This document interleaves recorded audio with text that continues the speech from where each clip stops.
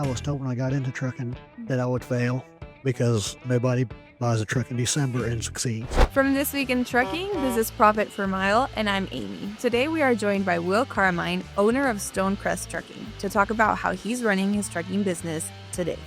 But before we get into it, don't forget to subscribe so you never miss an update. Your support helps us keep bringing weekly videos your way. Thank you, Will, so much for joining us today. I'm glad to be here with you. Thank you so much for being here. Can we get started with you telling us how did you get into trucking and what led you to starting Stonecrest Trucking? Back in 1995, I was born and raised in Maryland, and I started driving back there locally.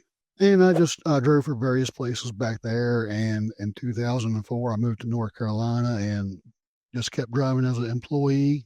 Towards the end of 2016, I had an opportunity to go out on my own with a company, a broker here locally in North Carolina, in the Indian Trail area around near Charlotte.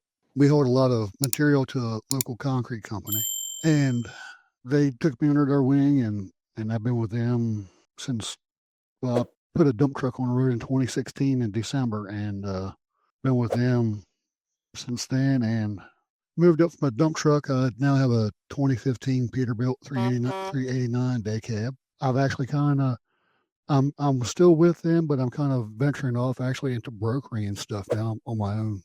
So, I mean, they've showed me a lot. They've taught me a lot. And I mean, I owe the world to them, the Reynolds family down the Indian Trail. And what kind of loads are you hauling right now? I do a lot of sand and gravel to a local concrete company.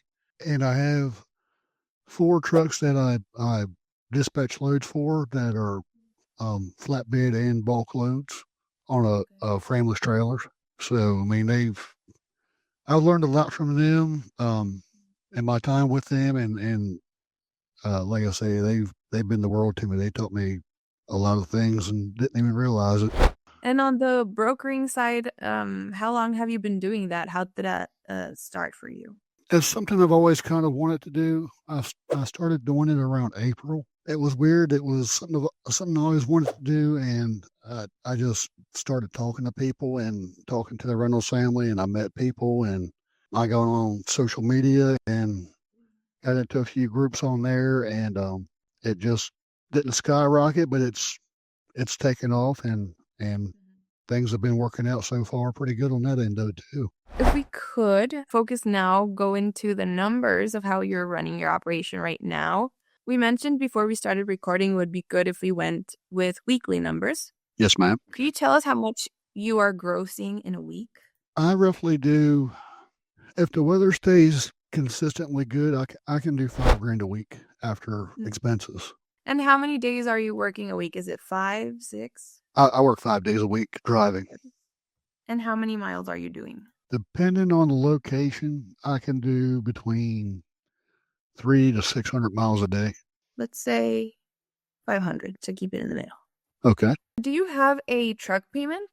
No, my truck is paid for, thankfully. I have a trailer. I pull a trailer now with my Peterbilt. And I leased a trailer from Reynolds. That's their broker fee is 10%, and then the lease payment is 12.5%. So 22.5% payment to them for all of that. That's $1,100 for trailer payment. Okay. And then how much is your truck insurance? Truck insurance is actually fairly cheap from what I've been told. It's $541 a month. Wow. Yes, I have a great insurance. My insurance agent she's the best. For sure. Wow, those are crazy numbers, Will. It's funny. My insurance agent, she's in Maryland. I grew up with her, went to school with her. And she went on her own doing like 𝗙𝗢𝗡 and stuff like that. And she's just the absolute best. And I was blessed enough to be able to go and work with her, and she got me some really good rates. Awesome. Now moving into services, do you pay yourself a salary? No, I take what I need to cover my expenses, and I just try to put the rest back into my truck to keep it in top shelf condition. That way, breakdowns stay at a minimum. I can keep working when other guys or unfortunately in the shop or broke down. Do you have an average of how much that could be a week? If I had to figure a weekly, I would probably say about a day's wages. So after all the expenses with the rentals and stuff, I would probably say about $800 a week I give to myself. Okay, awesome. Let's go to your fuel expenses. How many gallons are you burning weekly? I could burn anywhere from 90 to roughly 110, 115 gallons of fuel a day. So let's say 575 for a week. How much are you spending on fuel? About $400 a day. So that's $2,000 a week. Now talk to me about maintenance. How do you manage that? And how much do you put aside for maintenance? I manage it very meticulously. I change tires and brakes when the tires and brakes I take off are things that other companies would actually use and put back on. I do my oil changes every 20,000 miles. I'll spend 12 hours a day on a Saturday just going over that truck top to bottom, changing lights. I'll spend 2 hours greasing the truck and people look at me like I'm crazy. So I'm very meticulous with that. And it's something more I can handle, like a clutch or something like that. I have one particular shop I go and work with. And I know the people that own the shop. I know the mechanics there, and they've always done good work for me. So, what would you say maybe in a monthly basis? What would you put aside, or maybe just have considered in case something like that happens? I'll probably take about a month. You figure I'll take 2 days' wages or what I make in 2 days, and put aside for strictly maintenance, tires, brakes, whatever. Maybe 200 a week, just to throw in a number. Okay, that'll work. Here we are. Ta-da! Does it make sense that your cost per mile is $169? Yeah, that would be about right with the rates in today's world, yes. Yeah, let's get a little bit into that. Tell me how you feel the market currently, how trucking has been evolving for you in these past few years where we have been in a tough situation. Trucking has evolved for me, even in a tough situation, has been good. I've paid attention a lot to the people I work for. I've paid attention to a lot of discussions on social media, and I talk to drivers. We just talk to each other naturally. It's one of those things. And going to the broker side of and dispatching side of what I do, there's no reason the rates should be that low compared to what brokers are making.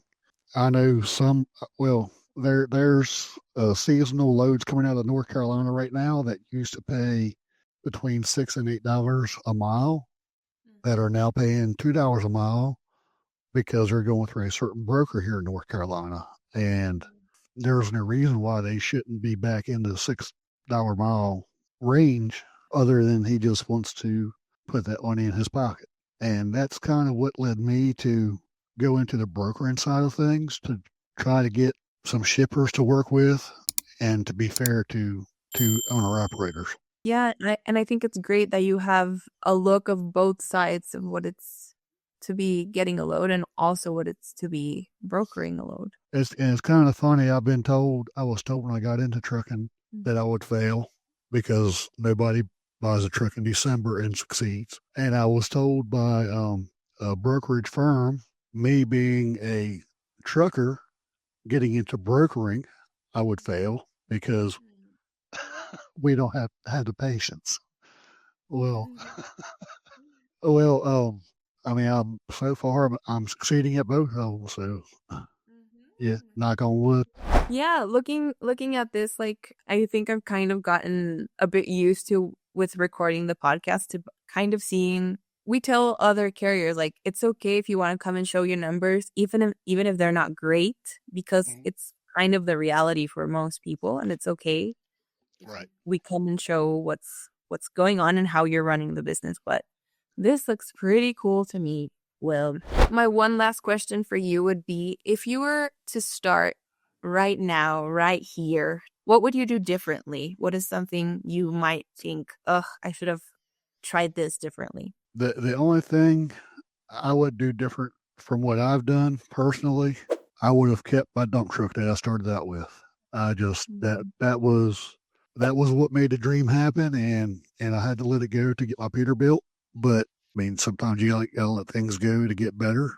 So, but working with the Reynolds family, working with Erica Wilson, my insurance agent, I've just been super blessed to have a great group of people around me. And if I had questions, I'd pick up the phone and I can get answers. And I wouldn't do anything different. Awesome. Thank you so much. Thank you, Will, for joining us today. For anyone watching, don't forget to subscribe to our free newsletter when you can get the hottest freight markets by equipment type every Monday straight to your inbox, as well as broker alerts so you can stay away from the shady players in the industry.